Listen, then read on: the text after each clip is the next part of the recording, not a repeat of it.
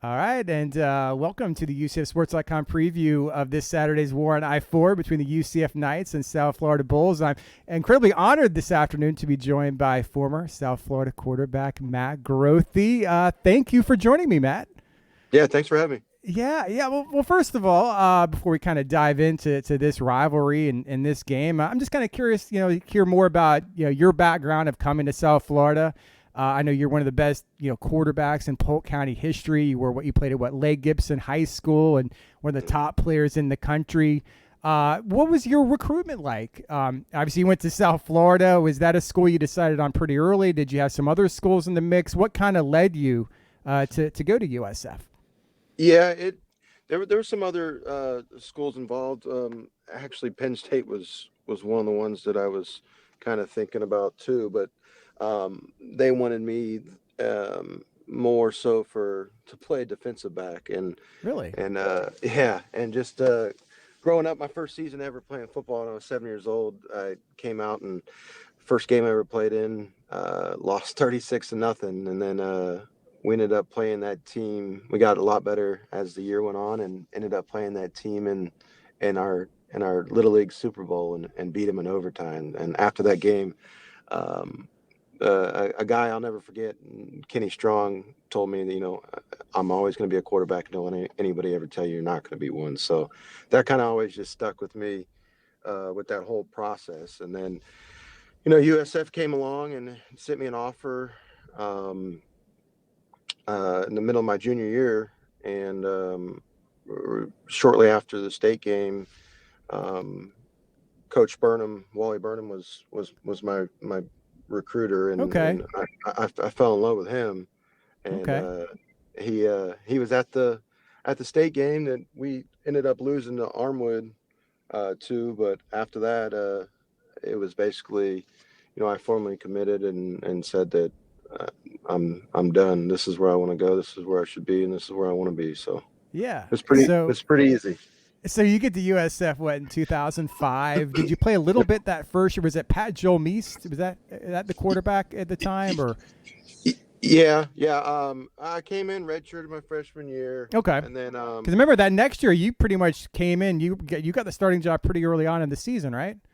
yeah, and it was actually kind of unexpected, because going into when I was redshirt freshman, they had brought in a quarterback that was from a JUCO, big kid, 6'4", 6'5", Carlton Hill. Okay. I don't know if that name rings a bell or not. A little bit.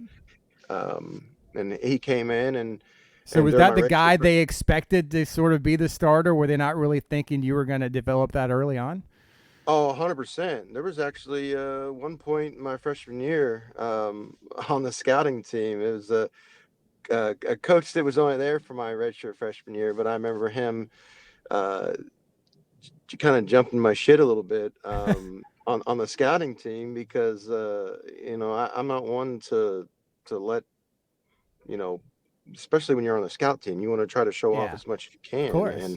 And I remember him saying, hey, you're not playing, and you probably won't be playing for a long time here. So calm it down a little bit. And that kind of stuck with me too. And then we get done with the end of my redshirt freshman year, and get in the spring and summer, and started doing really well. And then Carlton ended up actually transferring out, and then going into my redshirt freshman year, Yeah. the coaches felt like me and Pat were pretty even, but obviously with him being a senior, he was going to get the nod, and he was going to play the first half of the first game, and I was going to play the second half of the first game. And some things happened early in the second quarter, and it was kind of one play, and the rest was history. My first play in the game, I threw a touchdown pass, and it was kind of just that was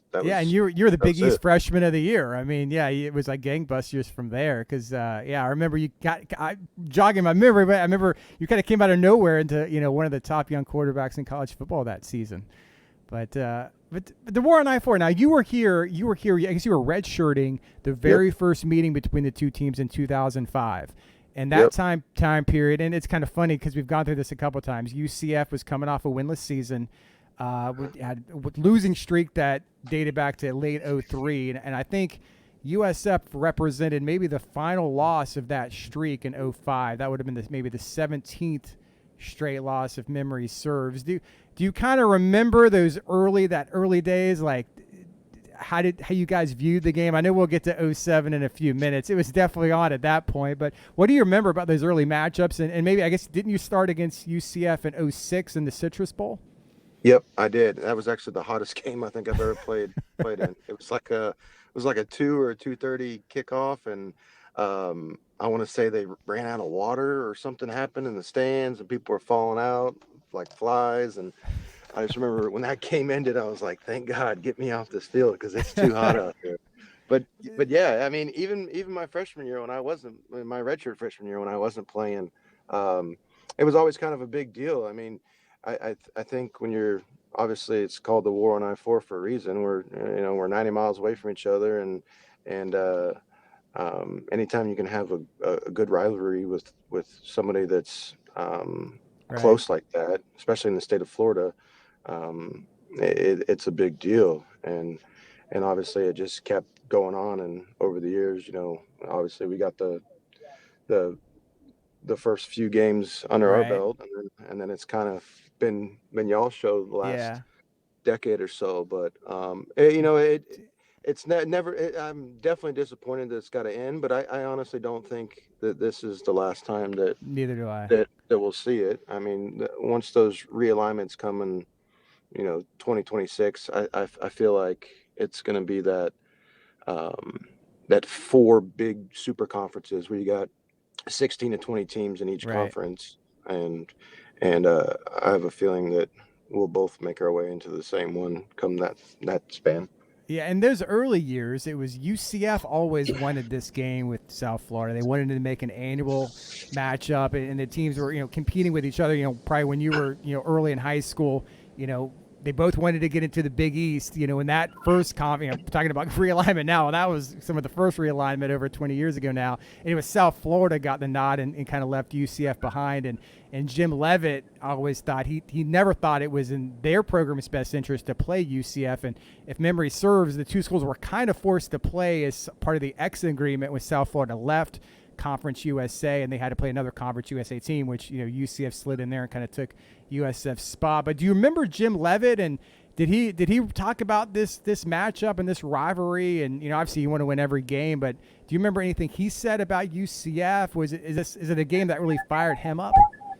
Oh yeah, especially um, later on in my career. I mean, '07, '08, and uh, even now. But he was always like when we would get our books at the beginning of the year, right before the season started, when camp started, like we would have a set of goals, and one of those 10 goals, and there were always, beat UCF. So um, I don't know.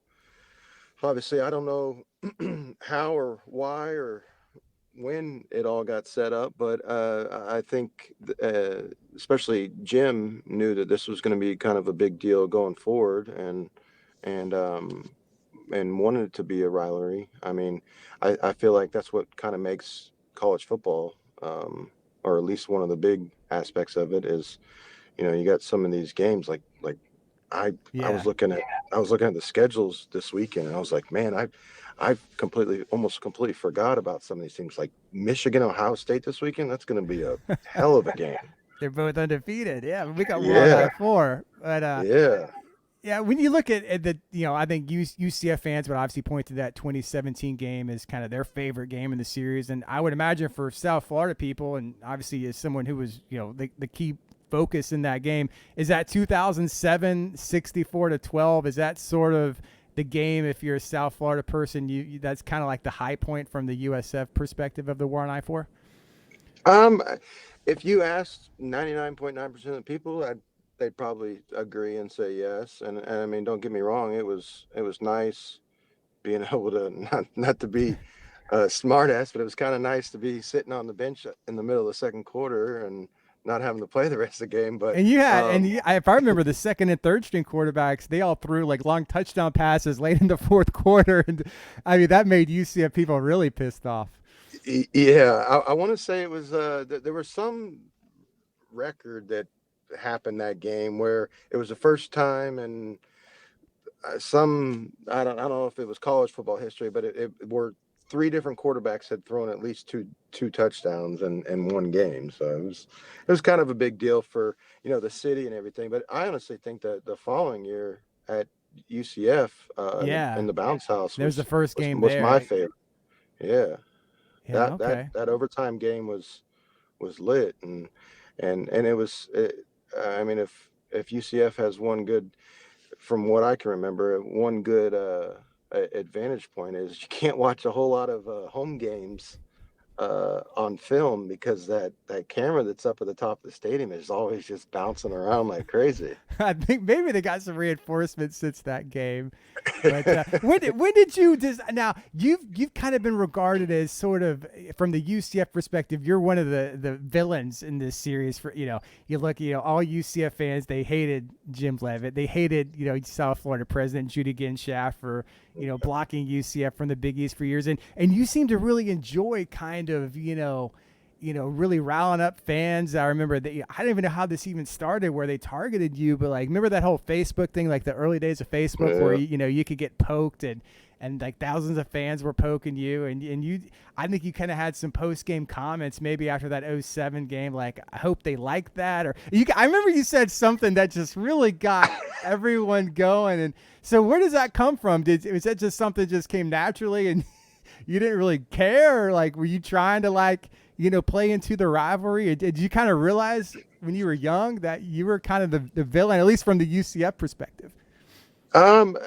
Yes and no. I mean, it just kind of, I don't know. It's Is that there just was a lot of, how you were as a player? not necessarily. I think a lot of it had to do with the UCF fans, just strictly based off of like that week every year was. I mean, obviously, you get on Twitter or anything nowadays, and you see that it's each side of the fan bases call it UCF Hate Week or USF Hate Exactly. Week, and it's there's a reason for that, because I mean back then, like you were saying about the Facebook thing, they had that that poke option, Right. and I'd get 5 or 6 pokes from Yukon or Rutgers each week, but then we'd play you guys, and I'd have 5 or 600, and it's like it just kind of, I don't know, it kind of Yeah. almost helped fuel the fire, and then the I was about to ask you about, because I just talked to Kyle Israel a few minutes ago, and he was kind of your counterpart in those years. He was UCF yeah, starting quarterback, and he was telling me a couple stories. I'd heard these before because he's a friend, but after that 64-12 game, he had him and his parents were eating at a local ale house, and he had like a drunk UCF fan get in his face and berate him for losing. He had, I guess, kind of wow. like a death threat written on a piece of paper, and they put it under his windshield, his car that was parked on campus. So you were the recipient, I recall, of some threats. Now I remember in that '08 game, someone, if I remember the story, there was a kid that went to your high school and he was a UCF student, so he had your phone number naturally, and so they made that big sign that had your phone number, and they held it up in the student section. And I guess in the days prior or something, what happened? Like you got some text messages or some threats or some phone calls, something about your father. What? Well, What? Do you, my dad, yeah, kind of something like that. My parents were at the game, and I kind of the same situation with Kyle. Some of the fans, while my dad was at the game, actually threatened him to his face, like said he wasn't going to make it out alive out of the stadium and whatnot. So at the end of that game, they had to get escorted out. But no, we're on our way over on the bus to UCF, and all of a sudden my phone starts blowing up. I start getting random phone calls and random text and a couple of voicemails, and I'm like, what is going on? And so I started answering before the game, and I just started realizing that, oh no, somebody got a hold of my phone number, and then coming at halftime, that was an ESPN game, and So it was all over the place. And I come in from halftime, I have like 500 missed calls. My voicemails completely full. There's hundreds of text messages, and it's funny. Some of the text messages was like, "I don't know whose phone number it is. I just saw it on ESPN." I was like, "Oh, Lord." So yeah,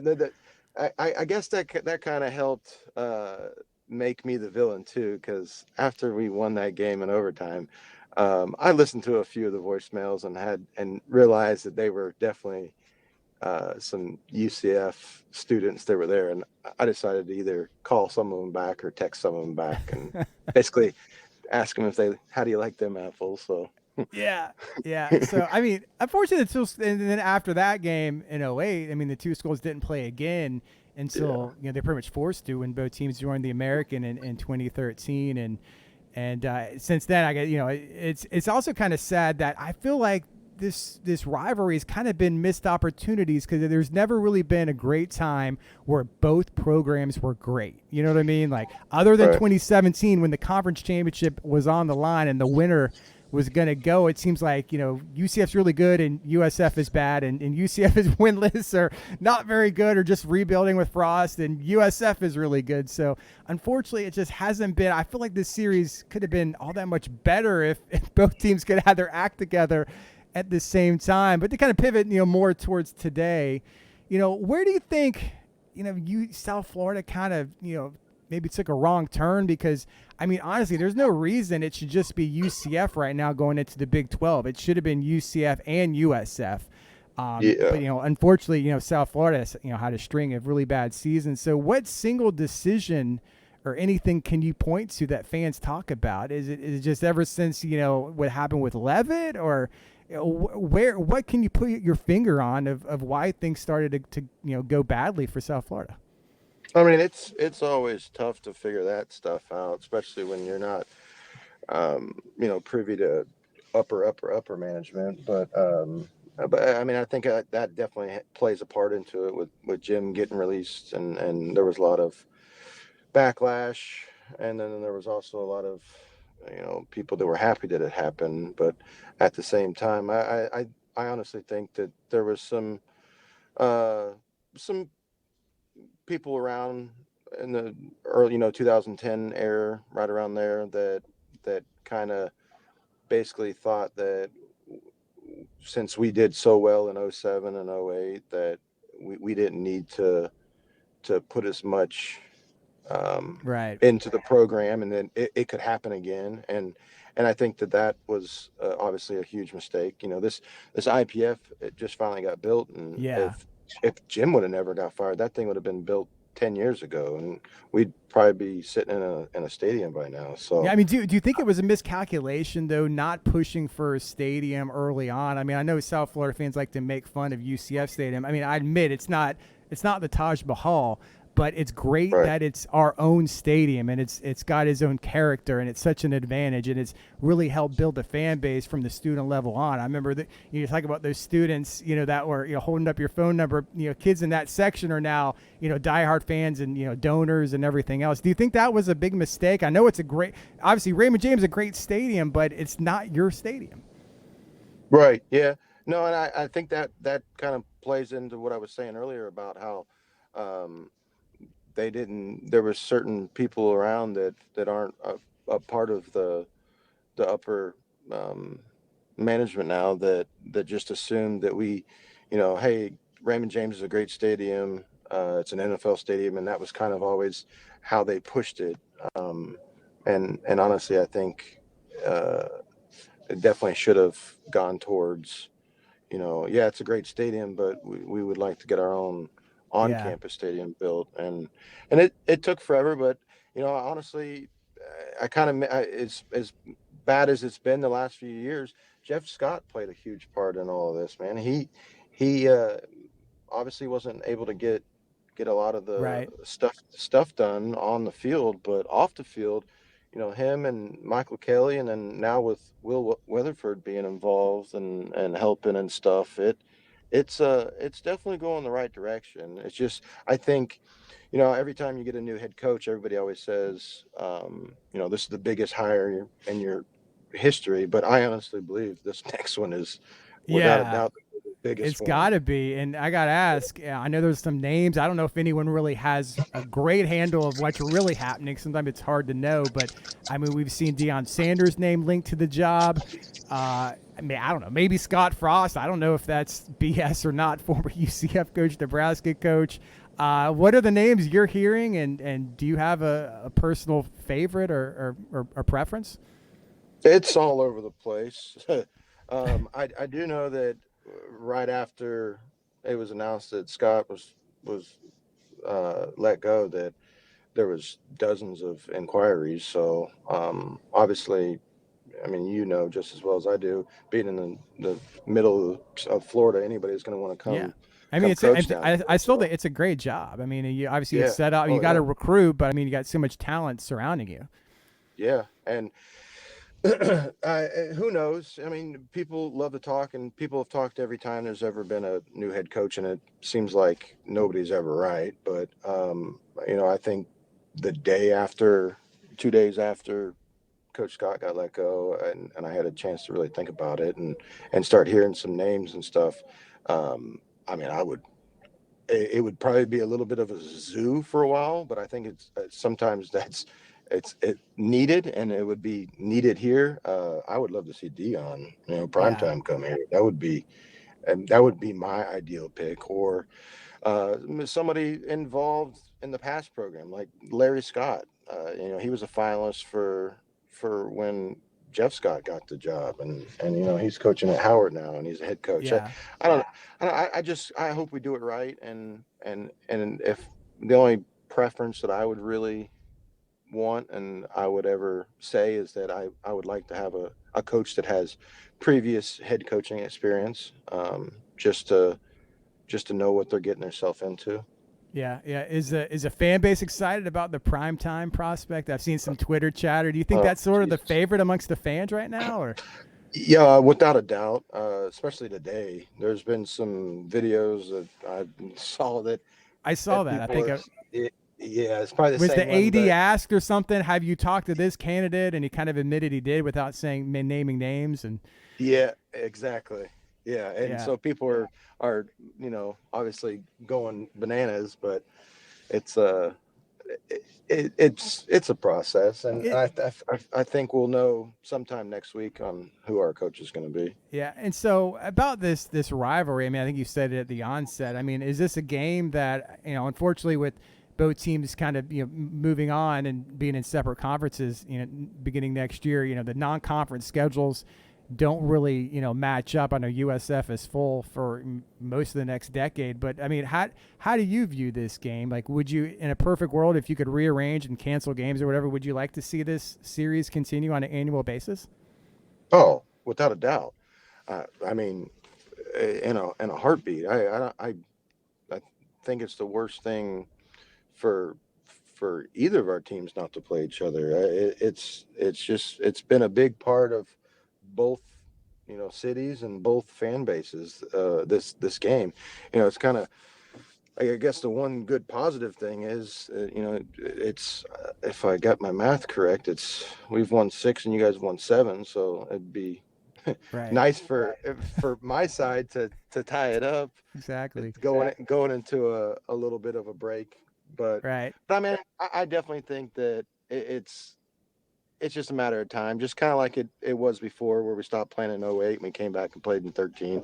I think the same thing will happen again, and then once that next one does happen, I think that's going to be like the big Right. the big shebang of where you're going to be in that conference for a long time. So Right. because Yeah. I mean that's what college football is going to, is those, it's going to go to those big super conferences, in my opinion. So how do you feel, and how do you think fans feel right now at kind of where everything's going to be, at least that we know of? UCF's going to the Big 12. You're going to stay in the American. I know Florida Atlantic and a bunch of other teams are coming in. Is that something you try really not to dwell on? I mean, that's kind of depressing. But I guess if you have the other argument, there's some stuff to be excited if you get the right coaching hire. If you're going to have college football playoff expansion, even before we get to conference realignment, that may or may not happen in a few years.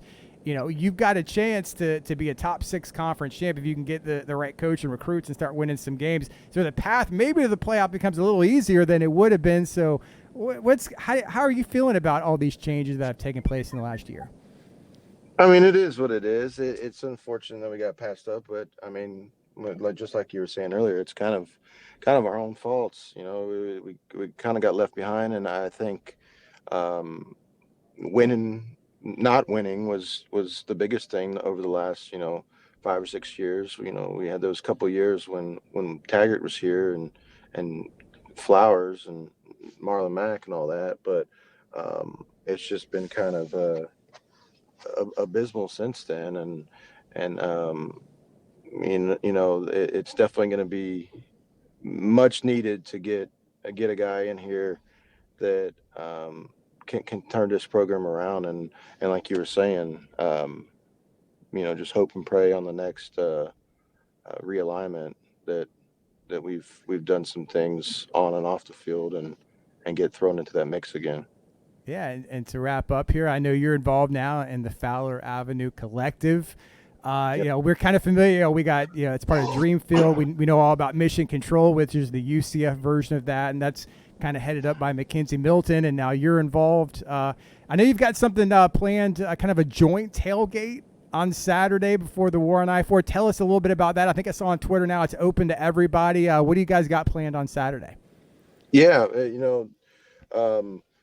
just Mackenzie's got his thing going, and then we got I got my thing going, so we kind of linked up together and know the same people and started getting this together a few weeks ago, and then it all came to fruition, and we were originally going to have to charge for it, but we got enough donors just from on both sides that sometimes it's better to, it's not what Yeah. you know, it's who you, it's not what you know, it's who you know. So it worked out well for both of us. So yeah, it's gonna be open to the public, and we're just gonna get together and kind of have a last hoorah and let the fans do a little interaction and be able to chat with me and KZ if we Yeah. want to. Yeah. And have we got it sponsored by Bole, and we got some beer sponsors and some liquor sponsors. So there's going to be food and drinks and games set up, and just kind of a one more big thing to help the cause. Because I mean, obviously, with how the NIL's going around the country, it's a must have if you want to succeed.